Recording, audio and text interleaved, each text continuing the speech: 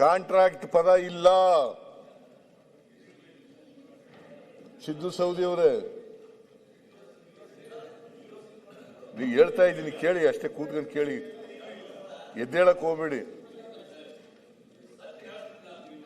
ಇಲ್ಲ ಕಾಂಟ್ರಾಕ್ಟ್ ಇಲ್ಲ. ಈಗೇನ್ ಮಾಡಿದ್ದಾರೆ ಅಂತಂದ್ರೆ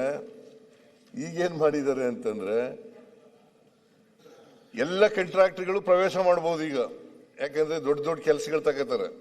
ರಸ್ತೆ ಮಾಡೋ ಕೆಲಸ, ಸೇತುವೆ ಮಾಡೋ ಕೆಲಸ, ಹೈವೇ ಮಾಡತಕ್ಕಂಥ ಕೆಲಸ, ಫ್ಲೈಓವರ್ ಮಾಡ್ತಕ್ಕಂಥ ಕೆಲಸ, ಬ್ರಿಡ್ಜ್ಗಳು ಮಾಡ್ತಕ್ಕಂಥ ಕೆಲಸ, ಇವೆಲ್ಲ ತಗೊಳ್ತಾ ಇರೋದ್ರಿಂದ ಇದು ಯಾರು ಬೇಕಾದ್ರೂ ಕಾಂಟ್ರಾಕ್ಟರ್ ಪಾರ್ಟಿಸಿಪೇಟ್ ಮಾಡಬಹುದು. ನೀವು ಮತ್ತೆ ಮಾತಾಡೋದು ಜ್ಞಾನೇಂದ್ರ ಅವರೇ, ನೀವು ಏನ್ ಮಾತಾಡುವಾಗ ಹೇಳ್ರಿ, ಮಾತಾಡುವಾಗ ಹೇಳಿಯಪ್ಪ, ನೀವು ಮಾತಾಡುವಾಗ ಹೇಳಿ. ಸಿದ್ದರಾಮಯ್ಯನವರು ಹೇಳಿರೋದು ತಪ್ಪು ಅಂತ ಹೇಳಿ. ನನ್ನ ಪ್ರಕಾರ ದೊಡ್ಡ ಕೆಲಸಗಳು ಮಾಡೋದು ಅಂತಂದ್ರೆ ಕಾಂಟ್ರಾಕ್ಟರ್ ಮಾಡೋದು.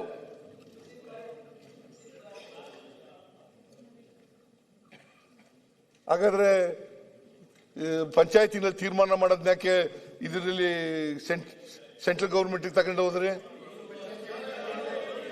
50% ಹೇಳ್ರಿ ಸರ್, 50% ಗ್ರಾಮ ಪಂಚಾಯತ್ ಗ್ರಾಮ ಸಭಾದಾಗೆ 50%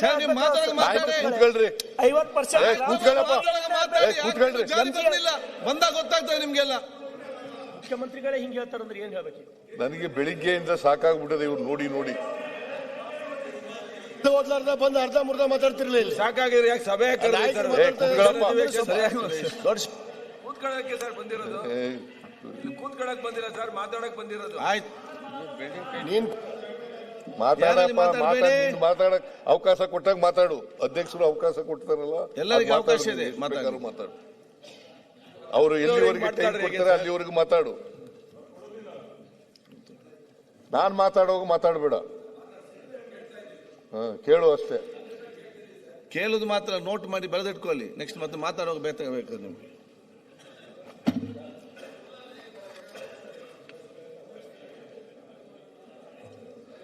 ಇದರಿಂದ ಆಗ್ತಕ್ಕಂಥ ದುಷ್ಪರಿಣಾಮಗಳೇನು?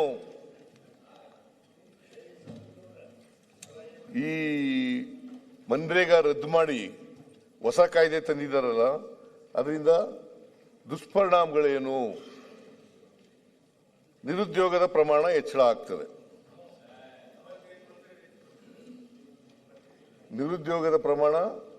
ಆಗ್ತದೆ. ಹಳ್ಳಿಗಾಡಿನಲ್ಲಿ.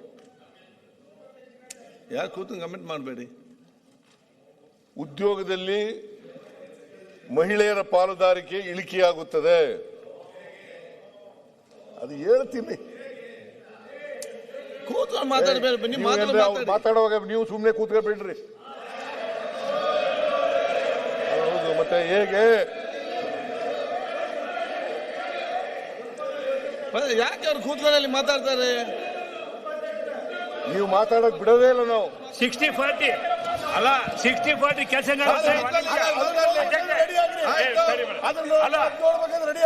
60-40 ಕೆಲಸ ಹೆಂಗಾಗುತ್ತೆ? ದುಡ್ಡು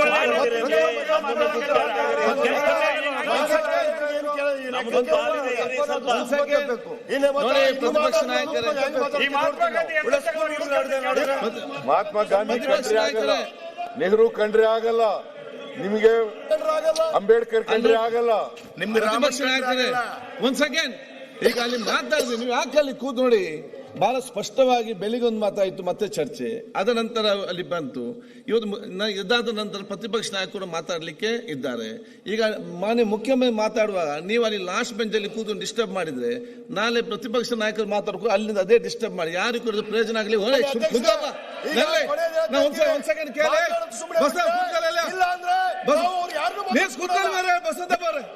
ಒಂದ್ ಸೆಕೆಂಡ್. ಎರಡನೇದು, ಇದನ್ನು ಶಿಸ್ತುಬದ್ಧವಾಗಿ ಒಂದ್ ಸೆಕೆಂಡ್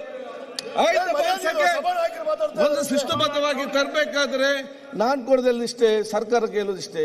ನಿರಂತರವಾಗಿ ಅಲ್ಲಿ ಎಲ್ಲ ಎರಡು ಕಡೆಯಿಂದ ನಿರಂತರವಾಗಿ ಯಾರಾದ್ರೂ ಕೂತ್ಕೊಂಡು ಅಲ್ಲಿ ಡಿಸ್ಟರ್ಬ್ ಮಾಡೋದಾದ್ರೆ ಮತ್ತೆ ನಾನು ಯಾರನ್ನು ನೇಮ್ ಮಾಡಬೇಕಾಗ್ತದೆ, ಮತ್ತೆ ನನ್ನನ್ನು ಹೊರ ಕಳಿಸಬೇಕಾಗ್ತದೆ. ಇದರಲ್ಲಿ ಇದೊಂದು ಮಾಡ್ರಿ. ಅದಕ್ಕೊಂದು ಯಾರು ಅದು ಕೂಡ ಮಾಡ್ರಿ. ಅವಕಾಶ ಒಂದ್ಸರಿ ನಾನು ಮಾಡ್ರಿ. ಎರಡು ಕಡೆ ಅವ್ರು ಕೂಡ ಹೇಳಿದಿಷ್ಟೇ ಒಂದ್ಸರಿ ಮಾಡ್ರಿ ಅಧ್ಯಕ್ಷರೇ. ಇದರಲ್ಲಿ ಒಂದ್ಸರಿ ಹೊರಗೆ ಕಳ್ಸಿ. ಇಬ್ಬರಿಗೆ ಹೇಳಿದಷ್ಟೇ ನಾನು ಇಲ್ಲೇನ್ ಕ್ಲಾಸ್ ಒಂದು ಯಾವ ಸಾರಿ ಬಂದಿರಾ ಇವ್ರು? ಈಗ ವಿಧಾನಸಭೆಗೆ ಬಂದಿದ್ದೀರಾ? ಆಯ್ತು ಸ್ಕೂಲಿಗೆ ಸರ್ ಬಂದಿದ್ದೀರಾ? ಅದು ನಾನು ಹೇಳಿದ್ದೆ ನಿಮ್ ಕೂಡ ಲಭಾಗ ಆಗ್ತದೆ. ನಾನು ಹೇಳಿದ ಅವರಿಗೆ ಮಾತ್ರ ಅಲ್ಲ, ಅದು ನಿಮ್ ಕೂಡ ಬರ್ತದೆ.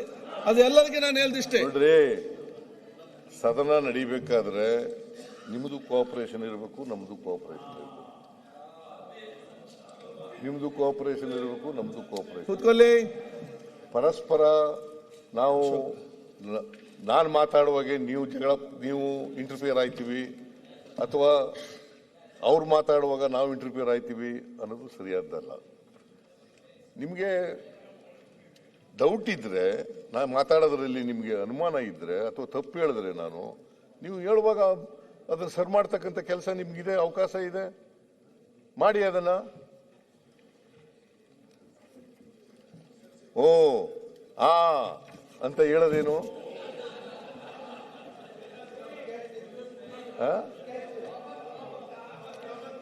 ನಿಮ್ಗೆ ಇಷ್ಟ, ನಿಮಗೆ ಗೊತ್ತು, ನನಗೆ ಗೊತ್ತಿದೆ. ಮನ್ರೇಗಾ ಕಾಯ್ದೆಯನ್ನ ಬದಲಾವಣೆ ಮಾಡಿ VBG ರಾಮ್ಜಿ ತಂದಿದ್ದೀರಿ. ಅದು ತಗೊಬಂದು ಅದನ್ನ ಯಾವುದೇ ಕಾರಣಕ್ಕೆ ಚರ್ಚೆ ಆಗಬಾರದು ಇಲ್ಲಿ ಅಂತಕ್ಕಂಥದ್ದು ನಿಮ್ಮ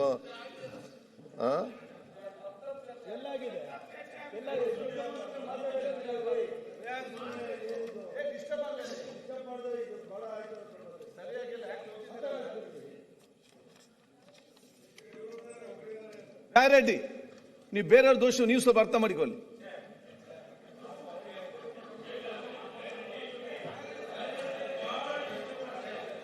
ಇಲ್ಲಪ್ಪ,